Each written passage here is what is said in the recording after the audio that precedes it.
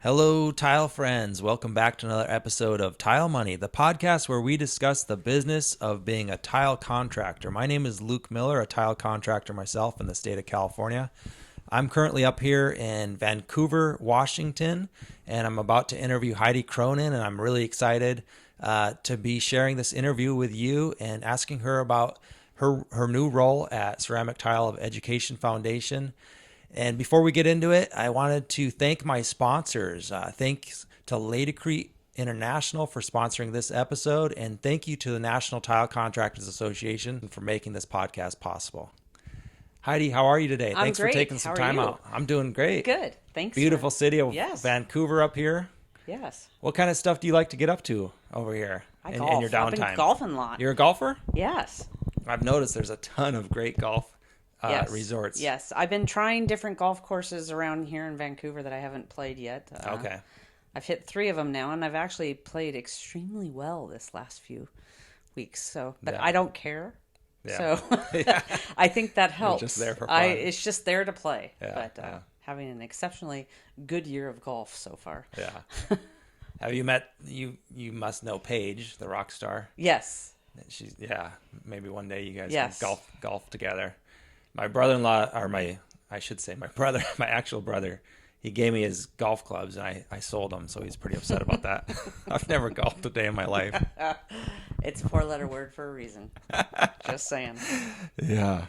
So Heidi, let's introduce yourself. Maybe give us your background and your new role with CTEF. Yeah, I am the industry liaison and promotions director of the CTEF, and my job is to go out and get people signed up and certified and to promote it and to get people engaged. And my ultimate goal, personally, is to get it to where licensing, you're required to be a CTI in order to get a license in a state. But in order to do that, we need more CTIs in the states, and then we can start pushing legislation. We can start pushing distributors, retailers, all of requiring CTIs on the job site. And raising the bar and making it good to have qualified labor and having people educated. Because it's a good thing for the industry, and I've loved the industry and been in it a long time, and just want to help influence the change and make things better for all. That's great. Well, you're certainly a passionate person, and I can tell you've got the drive behind you and inside you to make this happen. So I'm excited to see the changes and see where the future leads us. Yeah. I mean, the one thing that is hard for people to understand is it takes time to initiate change. Sure. And so things might not happen right away, but trust me, they're in the process of happening, and within the next few weeks or within something. Something like maybe by Tuesday. Yeah. But the more as time passes, I think this is kind of a transition year. Yeah. For the CTEF and trying to get things started. Next year we're going to go at it pretty tough, and by 2021 we're going to have a great groundwork foundation to build upon and get things really going well. So right now we're just kind of building the processes up, and as I like to say, building the foundation, making it good and strong, and then from there we can increase what we need to do. Yeah, that's great. What is your background with tile? I know, this isn't your first rodeo here.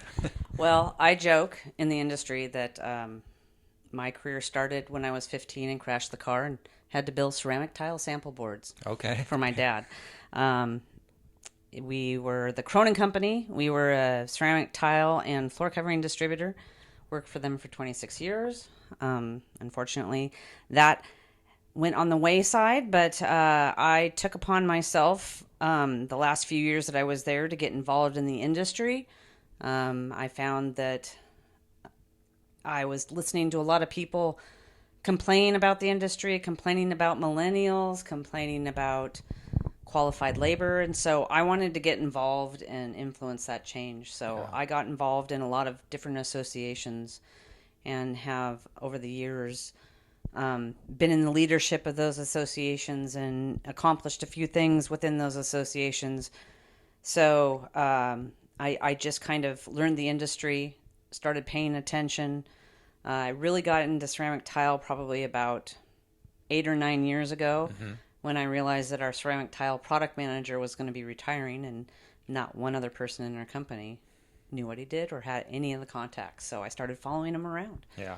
And I started booking myself going to the trade shows and started paying attention to what he was doing and how he was buying and the conversations with the vendors and what you were looking for and getting out there and getting known. Yeah. So if something happened, I could jump in and be able to do something until we could find a replacement or, everybody should be asking themselves regardless of how well, how young, whatever. Yeah. Everybody needs to ask what happens if somebody is not there tomorrow. Yeah. And how are you going to handle that situation? And so that's kind of the mindset I took. And that's what got me into tile. And then luckily for me, I met Dirk Sullivan from Hawthorne Tile at a Ardex reception at Surfaces one year. And he kind of pointed out things I could be doing differently with my company. And, it's hard to hear. Yeah. But I kind of took it to heart and I kind of started paying attention and listening to what he had to say because he is a man with very wise words. Yeah. And I credit my involvement in ceramic tile with Dirk because he's the one who kind of pushed me to step in. Yeah. And asked if we'd host a CTI, which we did in 2017. And that was very enlightening. I mean, I hosted the CTI in the middle of a computer conversion. I was actually mapping the GL of our system while they were taking the test. Wow. And it was very eye-opening to learn and see the passion. I know that's where I really met Jason McDaniel. He was pushing me to actually take it. Yeah. He says, God, what would it say if you took it? Yeah. And I was getting nervous just listening to the orientation. Yeah. It was giving me anxiety listening to the orientation. And I'm like, I don't think I could get past, like step 1 or 2. So, but it was really interesting to see it happening and then to be inside and listen to the evaluators discuss. Yeah. And how that just kind of sparked my interest and was willing to host ACTs and whatever types of trainings in our facility there in Portland, Oregon. That's kind of, been in it for 26 years. Yeah. So straight out of college. Yeah, that's great. What a great, rich history. And one door closed, another one opened, or you stayed in the passion that you love and the industry that you know. So I'm glad to hear that. What a great story there with Dirk at Las Vegas. It was, did I hear that correct? It was in Las Vegas that you met him at Surfaces, the International Surfaces event. But here, you're both locals, right? Yeah. You're both in Portland. Yeah. And so by Heidi getting out, that's why, we say all the time, like, go to these industry events. Because those are where you're going to meet the people, even if you're in the same city with somebody. Networking is key. Yeah, I found the more associations, the more things I got involved with. Yeah. I'm a question asker. So if I go to an event, I'm going to sit down and just start picking people's brains. I mean, I can't tell you how much great information I got at NAFCD or Surfaces and asking my peers in the industry. Yeah. Big companies. I'd sit and pick their brain until they didn't want to answer my questions. So how does your business run? Well, how are you structured? How do you do this? What software do you use? What do you do here? How do you do that? I mean, that's how my mind works. And so, I'll just sit and pick people's brains until they tell me to go away. Yeah. And I've learned a great deal from just doing that. And networking is key. And if you put yourself out there, you will benefit greatly. So don't let anybody tell you that networking isn't a good thing, because it is very important, and it's partially why I'm in this position today. Yeah. So all that groundwork, and it's really one of the key aspects to building a business is networking and asking people who've done it before you.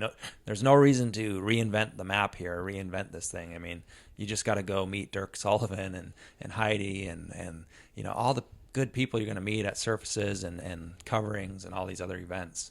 That's really cool. I mean,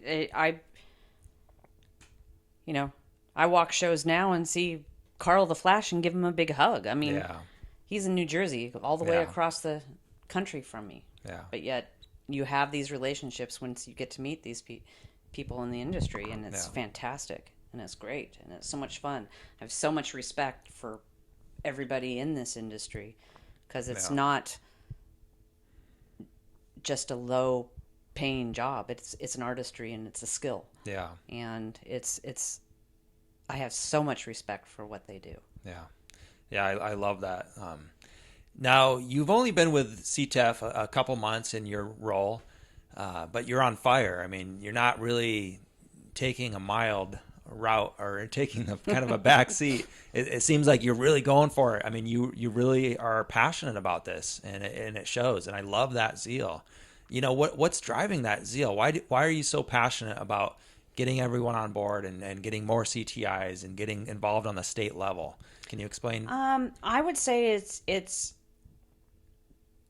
probably just because it's such an issue in all the trades, and it's a mindset.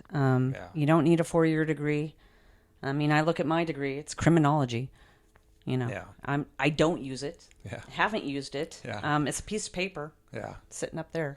You know, but that's about, you know, and I'm not discrediting college or anything like that for people. If you know your path, that's your path. Yeah.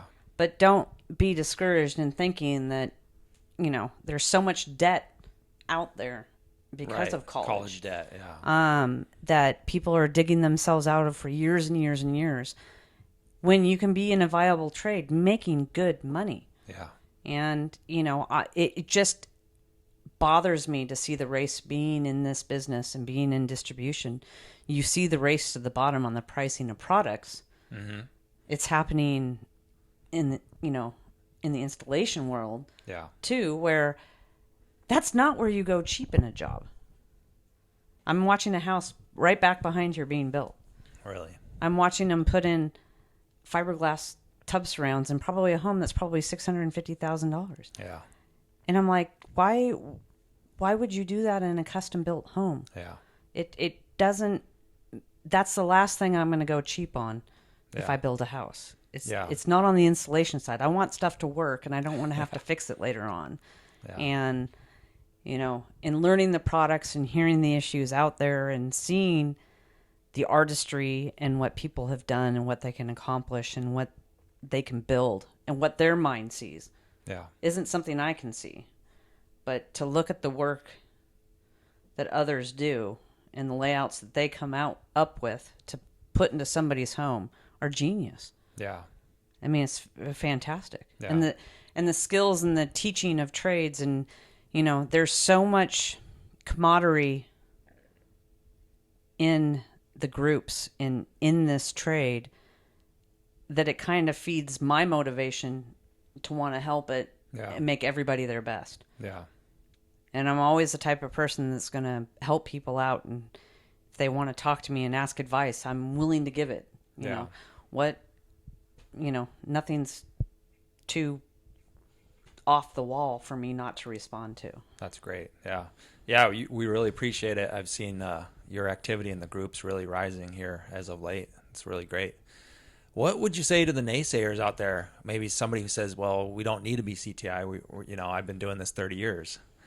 I mean, I get it. And you really, you know, honestly, am I going to capture the people who've been doing it for 30 years?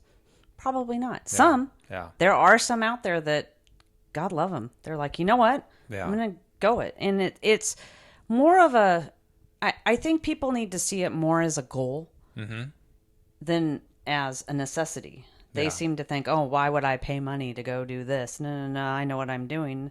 No. Right. I get it. I'm not going to sit there and say you're wrong or, you know, I'm right. Yeah. I'm just going to say people look at it as a investment in themselves. Yeah. And the people that invest in themselves are the ones who are going to continue to educate themselves. Yeah. And the ones who are going to continue to educate themselves are going to be the ones that grow. Because the minute you become comfortable and the minute you become stagnant and is the minute that, you know, you will never go any further than where you're at. I'm not saying that to be demeaning or mean or offensive. I'm just stating you have to be uncomfortable to grow. Yeah. And you have to have fear. You have to get past your fears to grow. And I see a lot of the negativity towards the test, more of a fear than anything else. Yeah. And it's not saying you're a better installer. It's not saying you're better than so-and-so over there. Yeah, some people are proud of themselves, but anybody who reaches a goal has the right to be proud of themselves. Yeah. And should have pride for that. And that's what's driving me too, is these guys that are showing their pride and saying, yay, I did it. Yeah. You know? Yeah, that's a personal achievement of somebody. Yeah. And, you know, I'm proud of them. It makes me happy. It makes me thrilled to death that they've reached that goal. And, you know, having a part in it just drives me more to make it more realistic for more people who have that in them to go after it. And education is key. And you have to be educated to grow. And it's just testing. It is testing the standards, the methods, the best practices of ANSI A108, A118, the TCNA Handbook, and manufacturer instructions. That's what it's testing. It's nothing else. If people are going to sit there and complain about the tile being used, it's not about the tile. It's about the methods, standards, and best practices. Yeah. Yeah, it makes a lot of sense when you put it that way. And that's the conclusion I've come to myself with doing my own research. You know, it does make a lot of sense. Let's talk about that passion for a minute. You must have some incredible stories. You've been, you know, getting to watch these guys who really put their sights on this thing and make it a goal. You said it's a personal goal. You know, it's an achievement. I know, you know, recently I'm thinking of somebody who wanted to take this thing and wanted to pass so bad that he went out there, like, I think 3 times in a row. Mm-hmm. Do you have any stories like that you want to share? I mean, I get probably private messages. Yeah.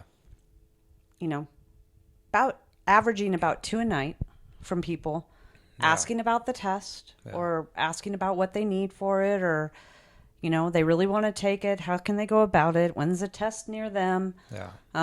I just encourage them. I said, you know what? Sign up. Let me find it. You know, to everybody out there, sign up for the test, regardless of whether there's a date out there for a hands-on for you. Right. We will make it happen. I'm watching. I'm paying attention to every single person signed up. Yeah. I'm paying attention to where the interest is. We have a lot of programs in the works to make this happen. So we're paying attention and we're watching. And, you know, there's a lot of people out there that just have the passion. Yeah. And just want to make it great. You know, right now there's a few people in South Dakota. Mm-hmm. We don't have any CTIs in South Dakota. You know, I have 2 out there that are really excited. My job is to go engage distribution and engage people there so we can find a host to secure a test and get one going, and then advertise, promote, and get it out there. But again, it takes a lot of buy-in and passion from the people in the distribution side, from the manufacturer side, from all aspects to really promote and get people excited about it. Yeah. And, you know, there was a gentleman from Colorado who I was talking to last weekend, had a web inquiry, and I responded to him, and wow, just makes my heart sing to see his passion for what he wants to do in his state and how to go about it. Yeah. You know, I encouraged him to join, as I do with anyone, NTCA. NTCA is going to teach you the standards, methods, and best practices for the test. Any of their workshops are addressing those standards and methods. Yeah. So it's really important that you take the time to attend a workshop. Oh, yeah. And then the vouchers that you get is going to offset the cost of being a member every year. Yeah. And, you know, with the CTI, you get coupons. So you look at all the coupons together with NTCA and CTEF, you have free product in your hands to do your job. Yeah. And, we have great support from manufacturers out there, which we thank and are so appreciative of. And we just really want to drive the passion into the rest of the industry so they see how important it's going to be. Because without qualified labor, this industry is going to be in big trouble. Yeah. It already is. Well, one of the things you mentioned early on was, getting it at a state level, like it's kind of like a state required, along with a license. A lot of states don't require a license for tile setters, and you don't have to have a permit for shower pans and this kind of crazy stuff.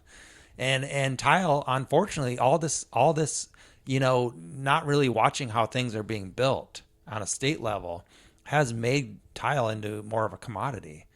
More of like it's tile, and in some folks' minds it's going to fail, and that's maybe why they're putting that fiberglass pan in on a $600,000 house or a fiberglass shower, because the builders had bad experience or whatever. I don't know, but it could be. So in my mind, it's clicking like, okay, we get the training, we get the certification, things are at a much higher level. Everybody's kind of on the same page here. We're building things, and it seems like it's going to be less and less, of a commodity. Yeah. And like NTCA 5-star program, five-star contractors. Yeah. I mean, it's on the commercial side a little bit where they're starting to spec in CTIs, Sure. but I'm looking on a residential level. Yeah. I'm looking at your home builder Yeah. stating, you know what? This house over here needs to be a CTI. Yeah. Whether it's your pantry floor or whether it's your, backsplash or whether it's your bathroom. Yeah. That's the ultimate goal of getting it in the designers, the architects, the builders, the retail stores saying, these are the guys at the top of the list. These are who you should go to first. But unfortunately, the numbers just aren't there. Yeah. Perfect instance. The demographics in California, over 7,000 listed with the Department of Labor as tile and stone installers, and there's 145 CTIs. Wow. And yes, we need to get more tests in that area, but it's getting the people to come and do it too. Yeah. And, finding the locations and finding people willing to really get out there and help us motivate people to take the test. So what can my audience do on an individual level to help maybe move this along? You mentioned sign up. Obviously, if you're interested in the CTI, sign up so that Heidi knows you're interested, in Pismo Beach, California, or one of these small towns that's maybe out of the way. Yeah. And, like I said, we're working on a program, getting more evaluators that will make it easier to do smaller tests and more often to make it easier on people. Right now, we still have to kind of group it in regional areas, but we're making sure that we notify and inform you if there's a test coming to your area, if you're signed up, if you're logging into the website and asking for the information. I'm keeping track of that so I know what state somebody's in, and I'm going to mention it. Now, I'm not the geographic guru who's going to know it's a 4-hour drive. Right. But I do Google it and I do pay attention. I'm trying to figure out what's the best site so you guys have your options. I mean, some people are willing to drive or fly to take the test. Yeah. And we've seen it happen. I'm trying to make sure I cover and get in at least within close proximity to where it is possible that somebody can attend a test right now until we get the programs for 2020 into place. Then it will be a lot easier to have a test on, in smaller regions areas. and little areas. That makes sense. I know some of the CTIs are saying they do get leads from the website. That's true? That's correct. So in a perfect world, what would that look like? Maybe in 5 years from now, what's your vision for that kind of referral network? Yeah, I mean, it's there now on the CTI website. Sure. There is a geographic you can go in. A homeowner. Or a homeowner. Yeah. I actually answered one this morning for a gal. Okay. In Washington. So you Washington guys, you got one coming to you. Nice. But gave her the link to where she can geographically look at it and call the people and Okay. get her Yeah. her And CTI person that she was looking for. Um, how often does that happen? I've seen probably, I've only been on the receiving end of seeing the web Yeah. for like a month, and couple I've seen month, like yeah. probably 4 or 5 come in. Nice. Yeah. Yeah. I mean, not a ton, But it's working, but that's yeah. because they're probably finding it and not having to ask. Yeah, because a homeowner can go find Mm-hmm. it. They don't have to send in a request. Right. They So. can just find it. Yeah. Yeah. And I'm working to make the website a little bit more user friendly Yeah. and one click away instead of 3 or 4. Yeah. I'm paying attention to what's the most important and where, and for other CTIs out there, I had a few ask, and one I'm working on it too, is getting our CTI flyers made up so they can leave them in distribution and help pass them out. That's Yeah. another thing. Yeah. Anybody, I have a PDF form if you want to print them out, and You just email it to me. Yeah. And I can print it Yeah. out. And yeah, hand exactly. It. Okay. Yeah. Perfect. So we have those available that explains the program, and Perfect. Yeah. like I said, we can. We're a small group. I mean, a lot of people, Yeah. I don't think realize really how small CTF is, or really NTCA. It's not a huge, big organization like everybody thinks. I mean, there's 3 of us at CTF now. Yeah. There's only 2, so God love Kathy and Scott. They've had a lot of weight on their shoulders for years, and they do a they've been great working hard. job Yeah. and are fantastic. So they've been doing a great job. I'm now here to kind of do the follow up and back up and make sure that we can make things happen Yeah. where it doesn't all fall on them. Yeah. No, to that have makes to a lot do. of sense. Yeah, and it's growing, and so that's really exciting. Yeah. It's an exciting time to be a part of this, and Yeah. and certainly inside the groups, people are excited. Yeah, and there's a lot of change within NTCA as well. So, it's good, and it's the push to really make this industry great. So it's really fun to be involved in. Yeah. Yeah. Just drives me more Yeah. once you see. Yeah, people's excitement. now's definitely the time to get involved in something like this, I would say, when it's young, and it's an exciting time. We were telling a story. You told me a story before we were recording, about tile installation and why one of the reasons you love it so much. It's not just another blue collar job, what are your feelings on that? I push that a lot. I try to really get that through to my audience. Yeah, I mean, I was giving you an example of my parents have a house in Eastern Oregon. Yeah. And they put ceramic tile all throughout the main floor, and they used a hexagon. This was back in the late 80s. They used a hexagon, a 12 by 12 and a 6 by 6. Yeah. But what amazed me back in the 80s when I was 11, Yeah. in my teens, was the artistry of the work done in that cabin. Yeah. And it was just the lines and the wherewithal of how you could match it all up and make it look good. Yeah. I find it to be an absolute artistry and layouts and seeing everything out there. I just find it to be amazing. And I never will look at it as a blue collar job. And if anybody sits there and says, I want the cheapest tile installer, who could you recommend? I will never recommend anybody to be the cheapest tile installer. Yeah. I said, if you want it done right, this is the person I'd recommend for you. Yeah.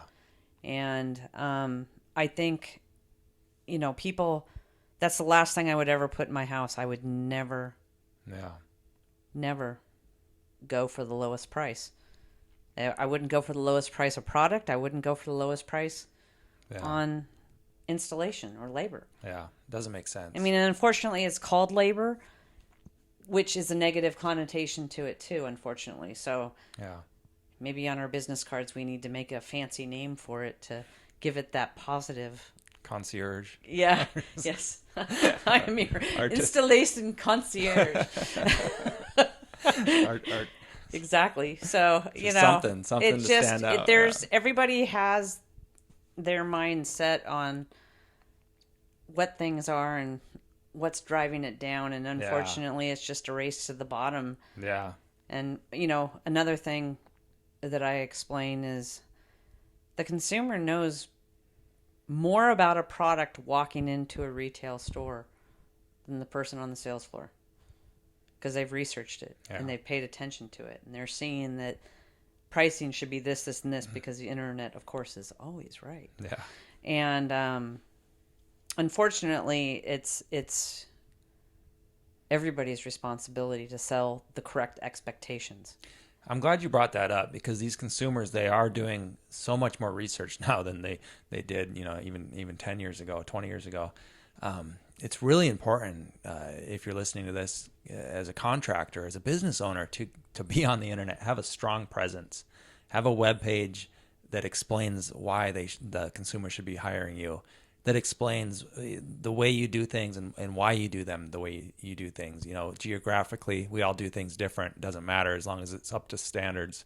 And you know what you're doing. You know why it's important. And have a blog post. Have at least one blog post explaining who you are and why you're the best choice in town. Because your competition, they don't have the website.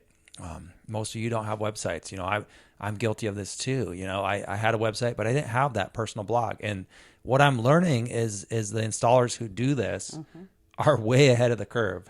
They're charging way more than the rest, because what's happening is consumers are calling them with the intent to buy, And it's the same way with products you sold. Like you're mentioning, people come in with the intent to buy a certain product. You know, and with that being said, the CTIs and people who have been negative about the program, saying it's just people bragging, it's not. Those people are learning to sell themselves. Yeah, exactly. Because they follow the standards and methods Yeah. of the industry. And it's a matter of learning to sell yourself. Yeah. Because that's technically what everyone is doing. Yeah. They are selling themselves to the end consumer. Yeah. This is what I can do to you. Bingo. This is my qualifications. This is how I can do it. Yes. This is how I can lay it out for you. And it's a matter, you know, in a sense, you look, you're a mathematician, you're a chemist, you're a salesperson. Yeah. You're a customer service. You're everything. Yeah. So, you know, be proud, own it, and keep educating yourselves and letting your consumer know that, because it's only going to help you. Yeah. Yeah, and I've been talking about confidence a lot lately. And unfortunately, a lot of us in the industry, you know, I come from very humble beginnings, humble background, and I didn't have confidence. And when I became a contractor, I did not have confidence. Years later, you know, life circumstances and having a loving, caring wife, you know, I built up that confidence to where I came back after the recession with confidence. And I pinpointed that that's the number one differentiator in my success, was just that I had confidence. So that CTI number, that might be the confidence you need that pushes you over the limit. And that might be the start, you know, that will be the start to something great for these CTI, you know, people that are contractors. And I guess my 2 cents towards anybody thinking about taking the test, don't fear the test. Yeah. Fear not trying. Yeah. Because you got to try. Yeah. You have to, you can't judge anything until you try it. Yeah. That's great. Well, where can people find you, Heidi, if somebody has a question? Well, I'm all over Facebook. So Yeah. you want to find me, Heidi Cronin, Cronin on Facebook, I will friend you. You can contact me there. Right on. You can contact me, my cell number, 503-803-1018, or you can contact me at Heidi@tilecareer.com. Nice. And I'll have links to the email address and the phone number in the show notes. So thank you for sharing. Yeah. Well, thanks for stopping in. Yeah. This has been a pleasure. Hopefully we can see you later Yeah. this week and grab a beer together. I'm Yeah. going to put something together Friday night. Perfect. Yeah. And I wasn't planning on taking the test, but I think now I will. Hey, you know, it's exciting. It is. I'm not too far off from probably trying to take it myself. So. Yeah. That's cool. Yeah. That's cool. All right, Heidi. Thank you. We'll talk to you soon. Yeah. All right, Tile friends. That was a great interview with Heidi. I've got a few comments. We've got another Tile Money tip coming up. with Ron Nash. And these are, of course, sponsored by Laticrete International. Ron and I have been talking negotiations, so stay tuned for that. I just want to make a few comments on this interview with Heidi. I truly enjoyed getting to know her in her home. She's a genuine person. She genuinely cares about the tile industry, and she wants to see tile contractors succeed. I really believe that this was an important topic and an important interview. Now, this topic is, of course, a very controversial topic, and I'll take my stance right here on this mic. I support the CTI. Before I started Tile Money, I was looking into it and paying attention to when they were coming to a city near me. I wanted to join for my reasons, and I'll tell you my reasons right now. As a business owner, I wasn't even installing tile at the time. If I installed tile 6 weeks a year, 6 to 8 weeks a year, that was probably average. I employed people to install tile for me. So as a business owner, I wanted my CTI as a marketing avenue to bolster my marketing, to bolster my advertising, to sell myself, to sell my services as a CTI, as somebody who was actively engaged in the tile community, somebody who was furthering their career. And from there, I had plans to send my my full-time employee, my long-term employee, I should say. Sometimes employees come and go, but this gentleman had been with me for a few years, so I thought it's time, he should take it with me. And so that was my plan. I didn't get there, of course. Things changed, and I started Tile Money. And anyways, but ultimately, that's what I want you to do when you think about the CTI, because you can read about this on the Google, on the Facebook forums. You can read about everybody's opinion. You can take your own stance, love it or hate it, But that's really emotions talking. 90% of the time, that's emotions. If people are talking about, hate this and fanboy this, it's emotional, and sometimes it takes days or weeks to really process this and understand, is this going to benefit my business? And that's only a question you can answer. So no, I don't believe you should be pressured into being a CTI. I believe it could help a lot of you. I truly do. But some of you, it might not. Some of you might already have your business in order and more work than you can handle, on and on, et cetera, et cetera. You might be super profitable. You know that. You know your business a lot better than I do. But let's make one thing clear. This is an investment in yourself.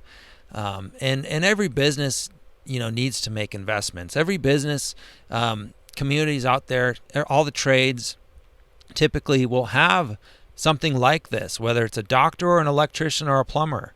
And speaking of electricians and plumbers, that's who we oftentimes compare ourselves to when we talk about prices and hourly rates and what have you.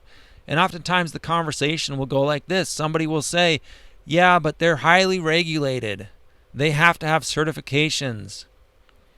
They paid a lot of money to be a plumber or an electrician. And in my state, we don't have any licenses. And then in another thread, people will be bashing the CTI. Certified Tile Installer. That's what it stands for. It doesn't make sense. I mean, So if you take those two things and think about it logically, I mean, how can you can't have both. Either it's one or the other. Either certifications are good or they're not. And we could pick this test apart. We could find fault with it, sure. And Heidi said publicly on one of the forums, one of the groups, Heidi said, hey, I'm here. Here's my email. I want to hear from you. If you have ways you believe this test can improve, I want to hear. And in my interview, she said, in the coming years, this test will improve and it will evolve. And I believe her. So whether or not you want to take it, I'll be taking my test February in Fresno, California, of all places.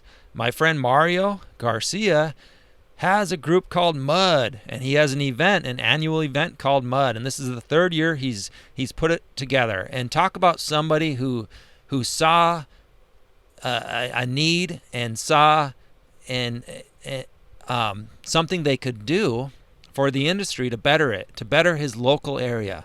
He's getting everybody together. They're talking tile, they're talking business, and now he has sponsors. Manufacturers are there repping their companies. But this is, started by a tile setter. Mario works for Austin. And Mario started this to better the industry. It's somebody who put his money where his mouth is. And I'll be testing there that day. So I would encourage you to try to get to one of these events, whether it's Mud, or we have another event coming up in October, Total Solutions Plus. And yes, this event, Total Solutions Plus, will cost you money. It's less than $600 to get in for all 3 days of education and networking. Now, some of you have recently said that's a lot of money. Okay, it's a good chunk of money, but let's break it down. Is it really a lot of money? Is it too much money?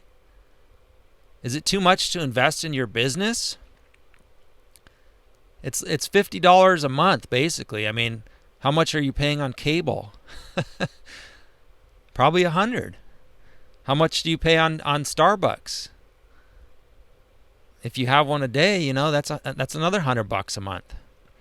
So it's not really that much money. It's really not. I mean, we have to be willing to invest in our businesses. And every industry, like I said, people are paying to further their education, to network with people who are smarter than them, or who have, gotten further than they have, who are older, whatever the case might be. That's where you find these people. They're there. The most successful tile contractors are at these events. They're there networking and learning from each other and from the speakers. So I would highly encourage you, if you want to make a change in your business, doing more, doing whatever you can. If it's only one event a year, do it. If it's CTI, do it. Some CTIs are taking their CTI because they're interested in the ACT, advanced certification. Like I said, some CTIs are interested in the marketing aspect like I was. And some CTIs just want to know where they stand. Some take it to know where they stand. And others are going to decide it's not for them. Their money's better spent elsewhere. And that's completely fine. So, like I said, we've got another tile money tip now that you know where I stand with the CTI. And this is, of course, with Ron Nash. And today we're talking about affiliation and why affiliation matters, why it matters to take into account other people's affiliation when you're negotiating and selling your services. So enjoy this tip, friends. The next is interesting, and I'm going to go political on this real quick. All right. Now, I'm not going to go political and be controversial, but I'm going to highlight what's happening right now. The next is affiliation. Okay. Okay. So the third core concern of affiliation works like this. Teams and tribes start to be created. In fact, Dr. Shapiro had an exercise whereby we got together. There was 100 people in the class. We got together in groups of 10 that were randomly selected, and we were asked to form tribes. And then we were asked to take those tribes and select one of the 10 tribes and create one tribe. Yeah. And I will tell you that even in a silly exercise, people got upset.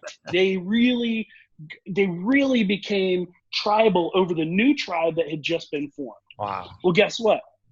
That works the same way in society. In fact, if you want to see examples of tribalism, just turn on the news for about 15 minutes and then see what tribe is talking, and then maybe go scroll social media for 15 minutes and see how tribes behave there. Maybe even have some fun and go on to social media groups. Latacrete's Inside Track. Go there, look at that tribe. Go to Tile Money. Go there, look at that tribe. Go to Global Tile Posse, look at that tribe. Yeah. Go to Tile Geeks, look at that tribe. We are members of all types of tribes. And tribalism is connected to this concept of affiliation. Mm-hmm. So it is very important that when you start discussing in negotiations items that have to do with affiliation, that you are careful, very, very careful how that negotiation starts to move forward. For example, you've seen people talk about mud versus foam. Right. And they probably didn't realize, are we creating a tribe here? Or right. are we creating, no. For my world, I think it's very interesting because I produce everything. I'm more than happy to have mud. I'm more than happy to have foam. I can help you complete the shower no matter what. For me, it's about universal skills in order to get a job done. But if you look at what's happened with tribalism, there are some people who will literally go back and forth, and I've read it, and I'm sure you have as well, arguing the merits of each system that actually produces the same output and the same goal. Yeah. So in this particular subject where we're talking about negotiating with the general contractor, it is important to consider that general contractor's affiliations as you're submitting your bids and your work. Yeah. So for example, if the general contractor is harder on you because you're not yet part of his tribe that does his work all the time, and you're trying to break into it, understand that there may be a barrier that's put up for you to get over before you get into his affiliation status, before you get into his tribe. He may be giving preference to other crews that are already helping him over you as an unconscious way of continuing his affiliation with those other tribes. So how would I handle that? Well, first of all, it's important that you recognize, hey, I recognize that you're a member of this tribe, so to speak. Hey, I recognize that you guys have other people that you've used, and I'm sure they've done a great job. I want to be another person on your roster that can help you execute. I'm big about execution, and I want you to appreciate the work that I do through my merit, not necessarily because I'm demanding it. Right? Yeah. So it's an interesting conversation. And notice how I haven't talked anything about the other tactics on how to get your price for your product. Yeah. Okay. But at the same time, if you think about it, if you start thinking about the tribes that exist and how you have to meander those tribes and how you would work with those tribes, and then you apply it to your customer, it becomes a very interesting thing to think about. Yeah. You know, I always talk about that family that's doing that tile work and how are the selections made in their tribe. Is the mom and making most of the selections? Is the dad making most of the selections? Is is it a team or do you have a couple that makes the selections together? These are all forms of affiliation. And you have to be very careful if you plan on violating one of those affiliations. And I've watched a guy do this. Just for example, I watched a guy talk to the man of the house as if he was the one that was making the decisions. And guess what? Bugger the entire deal. Yeah. Because it wasn't necessarily the man of the house wasn't the one making the decisions. The one that was making the decisions was actually the wife, and she was the one with the pocketbook, the decision making, and the man didn't even care. He was just like, hey man, whatever she wants, she gets. Wow. But because of the contractor's violation of this affiliation, he messed the deal up for himself. Yeah. I love that example.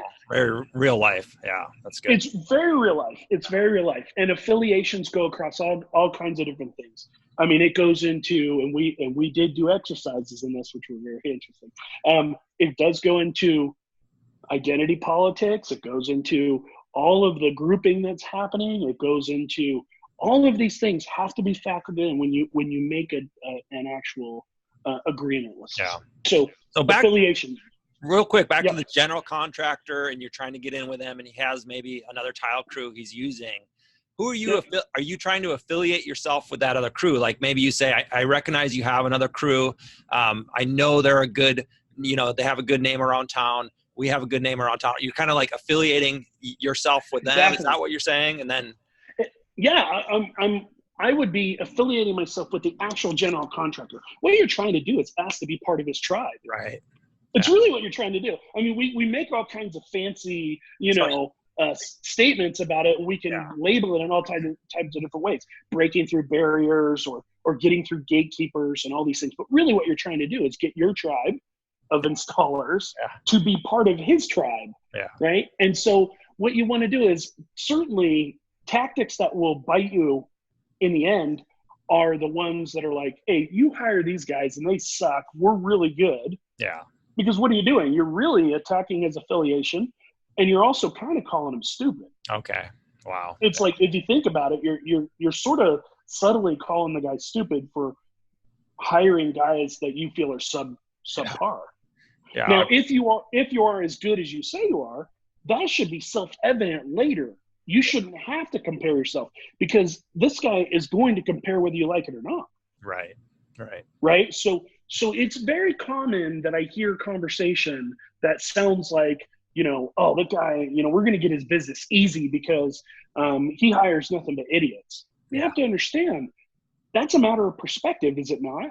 I mean, certainly, quality should speak for itself and all these things. But at the same time, if you're highlighting that, you're violating his autonomy. If you wind up bringing that up, you're certainly not expressing appreciation. Yeah. And the bigger part is you could be drastically violating affiliation. Because just what if the guy was very happy with the crews he's got, his business is just expanded to the point where they can't keep up. Yeah. So now he has to look at you to say, okay, I might bring you on. Well, if you wind up going in negatively and you wind up violating this group of affiliation, the group that he's affiliated with, he's going to say, this guy's not going to be worth the trouble. I'm out of here. Yeah. You see how this works? Yep. Okay, so it's a subtle thing. These concepts, these 5 concepts are very subtle, but they're, like I said, the subtle stuff is the Jedi mind trick that's in between all the other things, right? Yeah. All right. That was another great tip with Ron Nash. I hope you enjoyed that tip. I'm getting ready for the first of its kind full day of negotiation training with Ron Nash, sponsored by Laticrete International. And that is actually tomorrow. I wanted to squeeze this episode in today, Wednesday, the 25th of September, and tomorrow on the 26th here in Minneapolis, Minnesota. So most chances are you'll be listening to this after the event is already over. And so I'd love to talk to you about it and look forward to more events like this. So, all right, tile friends, stay profitable out there.